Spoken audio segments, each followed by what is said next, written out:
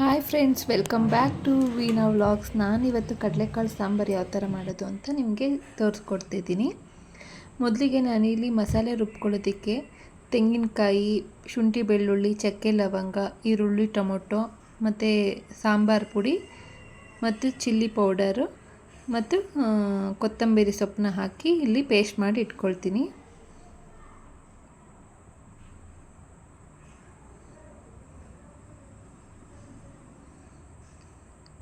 Paste ಮಾಡಿ ಇಟ್ಕೊಂಡು first ನಂತರ ನಾವು ಇಲ್ಲಿ ಒಗ್ಗರಣೆ ಹಾಕ್ಕೊಳ್ಳೋಣ. ಒಂದು ಕುಕ್ಕರ್ ಇಟ್ಕೊಂಡು ಕುಕ್ಕರ್ ಬಿಸಿ ಆದಮೇಲೆ ಸ್ವಲ್ಪ ಆಯಿಲು, ಸ್ವಲ್ಪ ಸಾಸಿವೆ,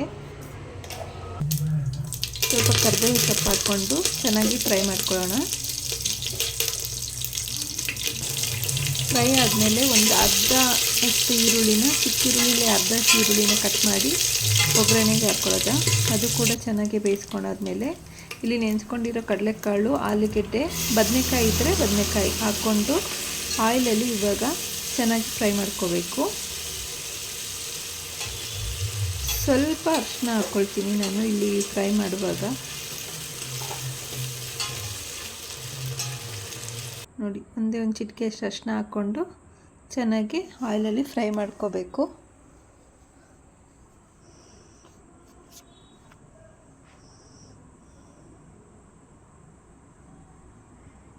ಚೆನ್ನಾಗಿ ಫ್ರೈ ಮಾಡಬೇಕು. ನೋಡಿ, ಆಗ್ತಾ ಇದೆ.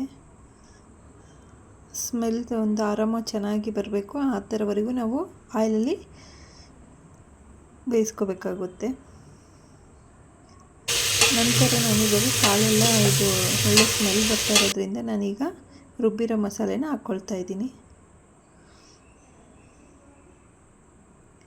ರುಬ್ಬಿರೋ ಮಸಾಲೆ ಹಾಕ್ಕೊಂಡು ಮಸಾಲೆ ನೀರು, ಅದು ರುಬ್ಬಿರೋ ನೀರು ಹಾಕ್ಕೊಂಡು ಎಷ್ಟು ನೀರು ಬೇಕೋ ಅಷ್ಟು ನೀರನ್ನ ನಾವು ಈಗ ಸಾಂಬಾರಿಗೆ ಮಿಕ್ಸ್ ಮಾಡ್ಕೊಂಡು ತೆಳ್ಳಗೆ ಬೇಕು. ಒಬ್ಬೊಬ್ಬರಿಗೆ ಇಲ್ಲ ದೋಸೆಗೆ, ಇಡ್ಲಿಗೆ ಅದಕ್ಕಾದರೆ ಸ್ವಲ್ಪ ಗಟ್ಟಿಗೆ ಬೇಕಾಗುತ್ತೆ, ಇಲ್ಲಾಂದರೆ ಮುದ್ದೆಗೆಲ್ಲ ಸ್ವಲ್ಪ ತೆಳ್ಳಗೆ ಬೇಕಾಗುತ್ತೆ.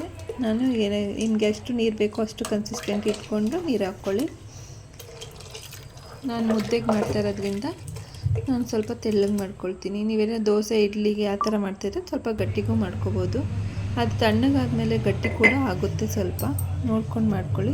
ಈಗ ನಾನು ಇದನ್ನು 4 ವಿಷಲ್ನ ಕೂಗಿಸ್ಕೊತೀನಿ. 4 ವಿಷಲ್ ಕೂಗಾದ್ಮೇಲೆ ಈಗ ನೋಡಿ ಸಾಂಬಾರು ರೆಡಿಯಾಗಿದೆ. ಕಡಲೆಕಾಳು ಸಾಂಬಾರು ತುಂಬ ಒಳ್ಳೆ ಸ್ಮೆಲ್ ಬರ್ತಾ ಇದೆ. ಕಡಲೆಕಾಳು ಸಾಂಬಾರು ರೆಡಿಯಾಗಿದೆ.